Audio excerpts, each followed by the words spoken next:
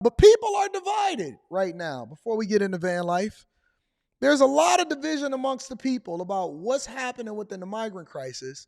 Considering that we're funding it, we're leaving our borders open, it's now become a Supreme Court issue, and things are absolutely spiraling out of control in a lot of these liberal places that actually voted and supported it, or at the very least voted and supported the people that stand for the migrant crisis. Take a look. Make sure you hit a like for the algorithm, subscribe to the channel, and turn on your notifications. The first video that we're going to review with this is a small town that's actually at a crossroads of what it is that they do with the migrants, because they're not necessarily against it. In major cities across America, officials say they've reached a breaking point, struggling to handle the record number of arriving migrants. But here in small-town Fremont, Nebraska, where there are just 39 workers for every 100 job openings, some are encouraging even more legal migrants to come. We need these people. We need this work done. This is what feeds the nation and the world. Many of the openings are at this $500 million chicken plant, opened in 2019. Young locals often move away, leaving those slaughterhouse jobs to migrants, like Vicente Hernandez. With Hispanic migrants, although it is hard, although it is heavy, they endure, he says. The difference with an American citizen is that every time he finds a job, when he sees it is hard, he leaves it, he says.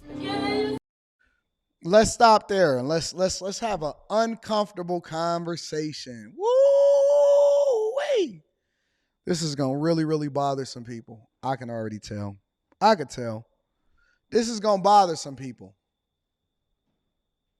38 people for every, 100 jobs? Y'all don't want to do this work.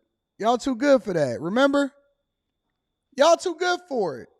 Look, in the Patreon, in the Bag Chasers, a couple years ago, I had this thing that we were doing all together, and I was putting up all of the money, and I had funded it. And I had started with $100,000, right? And we were doing this series called Build Your Business, where I was breaking down every single thing that you needed in order to get into a business. And then I was taking my students, the chasers, through a process where they basically were the ones that were building the business, and we was having difficult conversations and debates and all of this other type of stuff, right? And we got all the way to the point to where we started looking at locations. We were looking at cities, locations. One time we had settled on Tampa, but then somebody had already took that location. We had settled on a type of business, and then we had started to refine it. But one of the biggest things, yep, Sabrina, you did find a winning location. One of the biggest things that I was very much concerned about, and I lost a lot of sleep because I was like, man, if I'm going to sink 6 figures into a business in order to show the Bag Chasers and the Patreon members what it takes in order to build a brick and mortar location, I got to understand whether or not we even going to be able to hire enough people that want to work or do things the right way. Because one of my biggest Achilles heels as a person that is invested in several different restaurants as a minority owner, and as a person that has built my own brick and mortar businesses, is it is hard to find good people. Let me say it again. It is hard, and I mean incredibly hard, to find good people. So I put it on hold indefinitely because I said, you know what? We can better allocate resources, and we can better, utilize our time to actually build something to where I can give you the blueprint of how it is that you don't have to be interdependent on people in order to survive. Because as a business owner, I believe that the hardest thing, it ain't the permits, it's not the money, it's not none of that stuff. The most difficult thing as a business owner, as a person that owns a brick and mortar business, large business, small business, mom and pop spot, whatever, is to find people that want to work.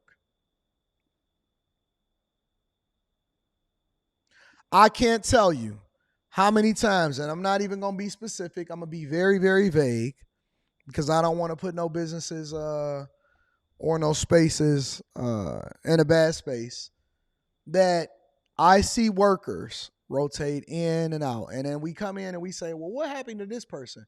Oh, they fell asleep on the job. Oh, they was smoking.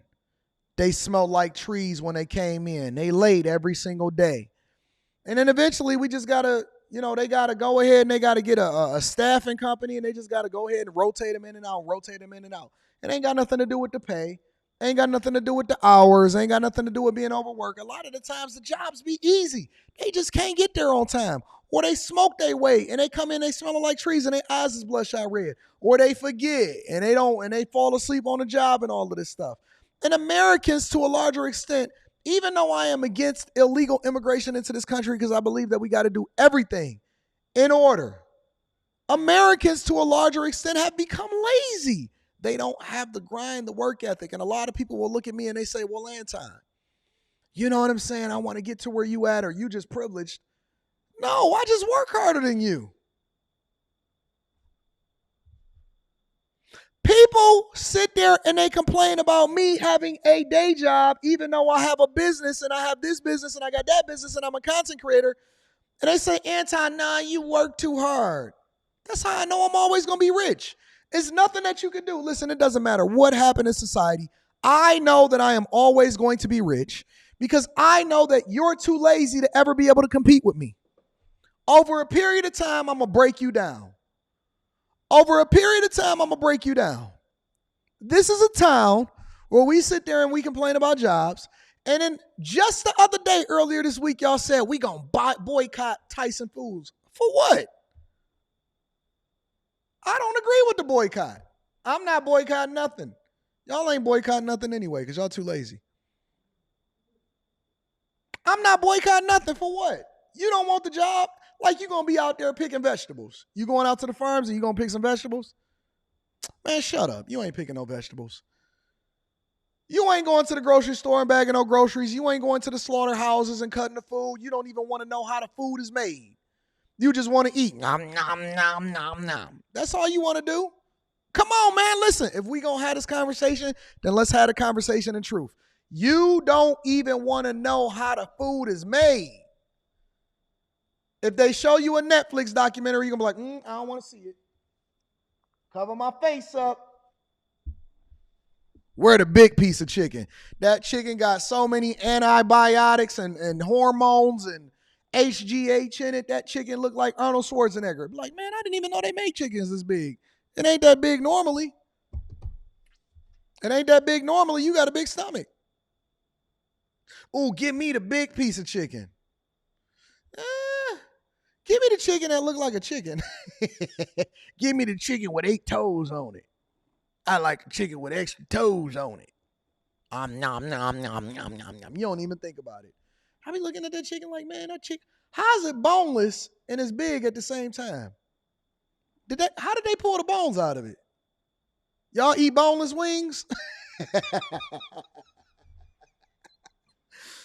What chicken you know that ain't got bones in it? That don't even make sense to me.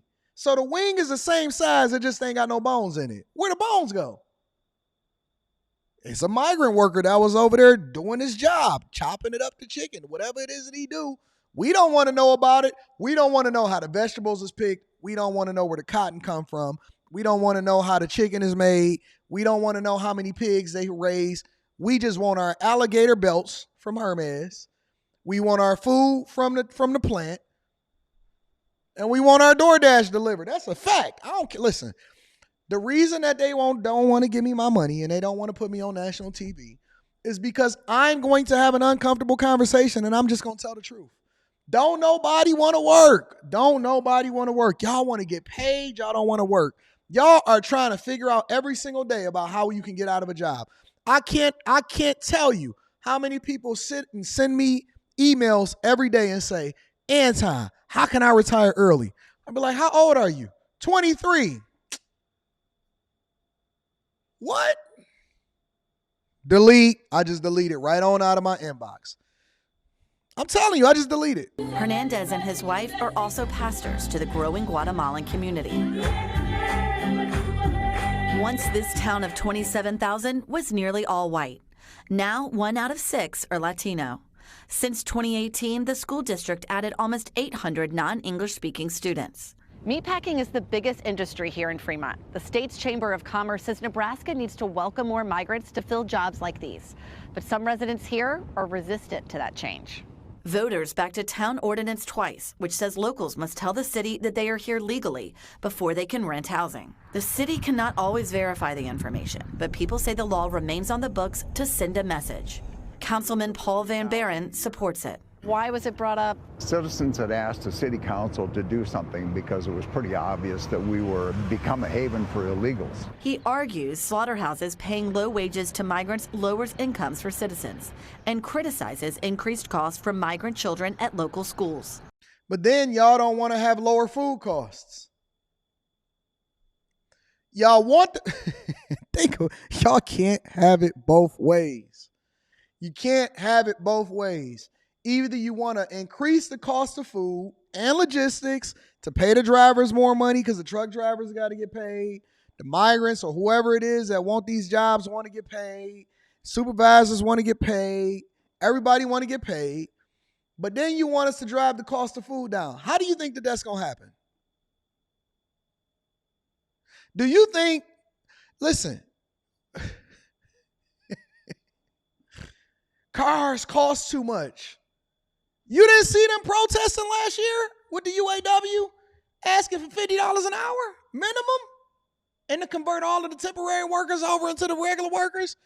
You don't see Sean Fain on TV every other day talking about we need to take more from the billionaire class. What do you think is going to happen? They got to pass the cost on to you. Every pickup truck is costing like $90,000, $100,000 a year now. What do you think is going to happen? The value of money is going down. People getting lazier, asking for more money that do even have the jobs. You don't want the migrants to go over there and make the food, but then you want them to pay the American workers more money. The American workers don't want to show up. They pay more money or they go out of business, and then people complain about the cost of gas and the food that's in the grocery store. Which one you want, big dog? Decide how you want to play it. Either you want everybody to have a livable wage, and Bernie Sanders is asking y'all for 4-day work weeks, and then you want to pay more money, or you want it to be cheaper and you want to let these migrants come in and get to the bag. Which one you want? You want Nina Maria and the Santa Maria over there making your chicken, or you want to go and pay a wage and you want to pay $15 for eggs? Pick one, buddy. Pick one, buddy, because you can't have it both ways. The sheer pressure of bringing in numbers of people has resulted in a considerable burden to the taxpayers. But City Councilman Mark Jensen, who's lived in the area since he was 10 years old, is against that ordinance. It's a bad look for our city. And he says Fremont needs to embrace change. Immigration is crucial. A lot of people that live and grew up here don't stay. They move out. Shout out to Anonymous. I'm going to break it down to you. Listen, the one thing that we're going to do over here on the Millionaire Morning Show is we're going to have uncomfortable conversations. The second thing that we're going to do is we're going to break it down for y'all to actually be able to make informed decisions. My job is not to tell you how to vote. My job is not to tell you how to invest your money. My job is not to get you to look at migrant crises and politics and immigration policy and how it is that these presidents and these people are doing whatever it is that they're doing. I'm not sitting here telling you what to do. My job is to break it down all the way to a C student's perspective so that you can understand exactly what you're doing, and then you can pick between the two. You got to be able to pick a struggle.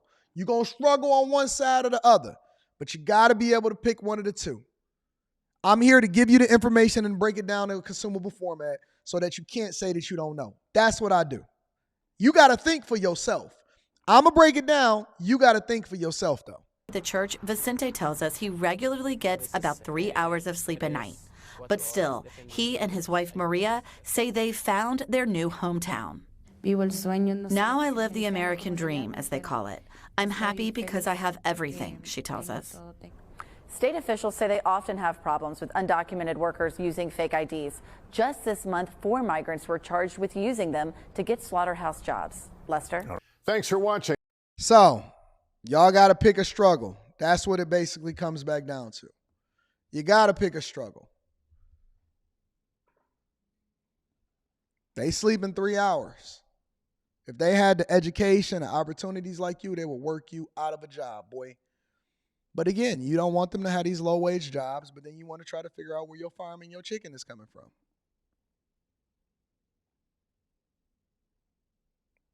Pick a struggle. Y'all don't like that conversation, do y'all? That bothered you, didn't it?